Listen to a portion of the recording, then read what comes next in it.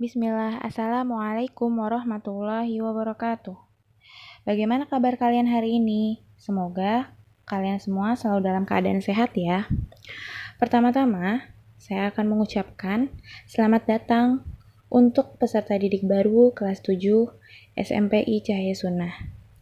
Semoga dengan masuknya kalian ke SMPI Cahaya Sunnah semakin lebih baik akhlak dan ilmunya. Hari ini, insya Allah, kalian akan mempelajari IPA tentang objek IPA dan pengamatannya. Seperti yang sudah kita ketahui bersama, IPA memiliki singkatan dari ilmu pengetahuan alam. Nah, apa yang dimaksud dengan IPA? IPA merupakan ilmu yang mempelajari segala sesuatu yang ada di sekitar kita. Terus, apa saja yang terdapat di alam sekitar kita? Ada makhluk hidup, seperti manusia, hewan, tumbuhan, dan termaksud makhluk-makhluk hidup yang kecil, seperti virus dan bakteri. Kemudian, ada juga makhluk yang tak hidup. Contohnya, tanah, air, udara, batu, awan, matahari, dan lain-lain.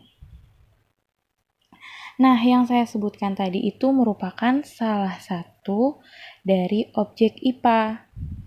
Ternyata, objek IPA bisa dikategorikan menjadi dua, yaitu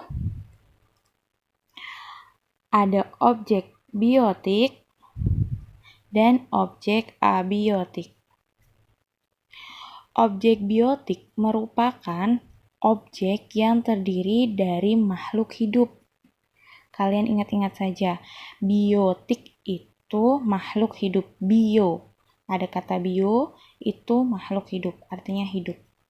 Lalu, objek abiotik merupakan makhluk tak hidup atau benda tak hidup. Kalau abio itu termaksud tak hidup, dia tidak hidup. Nah, contohnya objek biotik itu seperti apa? Manusia, hewan, tumbuhan, dan benda-benda kecil. Seperti tadi, virus dan bakteri, dia itu termaksud objek biotik. Dan ada pula objek abiotik, contohnya apa? Seperti tadi, air, terus tanah, apalagi udara, batu. Nah, itu termaksud abiotik. Nah, sekarang kita akan mempelajari bagaimana cara mengamati objek-objek tersebut. Jadi, ada 3 langkah penting untuk menyelidiki objek-objek IPA.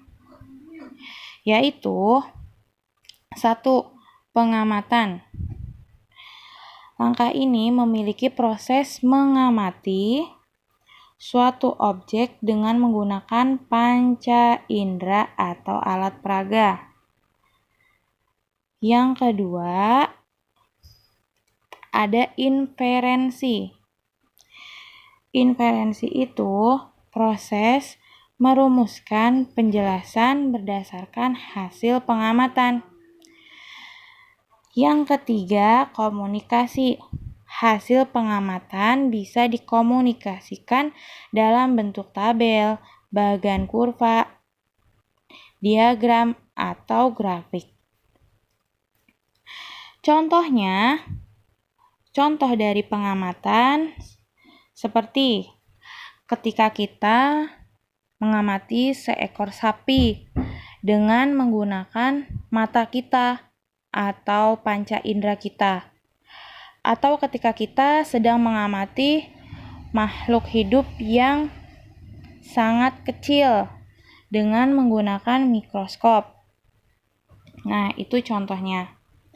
Lalu contoh dari inferensi yaitu tadi kita sudah mau mengamati sapi. Dari hasil pengamatan sapi, tadi kita itu dapat membuat inferensinya, yaitu dengan membuat ciri-ciri dari hewan tersebut. Misalkan, ciri-ciri sapi. Yang pertama apa? Dia mempunyai kaki 4. Berkakinya 4. Terus dia warnanya apa? Berwarna coklat. Terus dia memiliki apa lagi? Memiliki mata dan sebagainya. Lalu, contoh dari komunikasi itu kalian setelah diciri-ciriin, setelah diinferensi, kalian tulis dalam bentuk tabel atau bagan atau kurva atau diagram atau grafik. Nah, kalian catat hasil pengamatan kalian tadi, dibentuk hasilnya dengan tabel. Lalu, ada penggolongan dalam IPA. Penggolongan dalam IPA itu ada 4. Yang pertama ada fisika, mempelajari tentang aspek mendasar alam. Misalnya energi, gaya, gerak, panas cahaya, dan berbagai gejala alam lainnya. Yang kedua ada kimia, mempelajari penyusunan dan perubahan zat. Yang ketiga ada biologi, itu mempelajari tentang makhluk hidup. Ya, dari mulai yang terkecil sampai dengan yang seluas-luasnya. Terus yang keempat ada ilmu bumi dan antariksa, yaitu ilmu yang mempelajari asal mula bumi, bintang-bintang, planet-planet, berbagai benda langit, dan perkembangan keadaan saat ini. Bagaimana? Mudah dipahami atau tidak? Nah, sekarang tugas kalian adalah amatilah 3 hewan yang sering kalian temui di sekitar rumah. Lalu, tulislah ciri-ciri hewan tersebut dalam bentuk tabel. Jadi ingat, amatilah 3 hewan, 3 ya, yang sering kalian temui di sekitar rumah. Tulislah ciri-ciri hewan tersebut dalam bentuk tabel. Jadi diingat-ingat ya, tadi bentuk penyelidikan objek-objek IPA. Tadi ada 3 langkah, nah itu kalian gunakan. Semoga kalian paham. Assalamualaikum warahmatullahi wabarakatuh.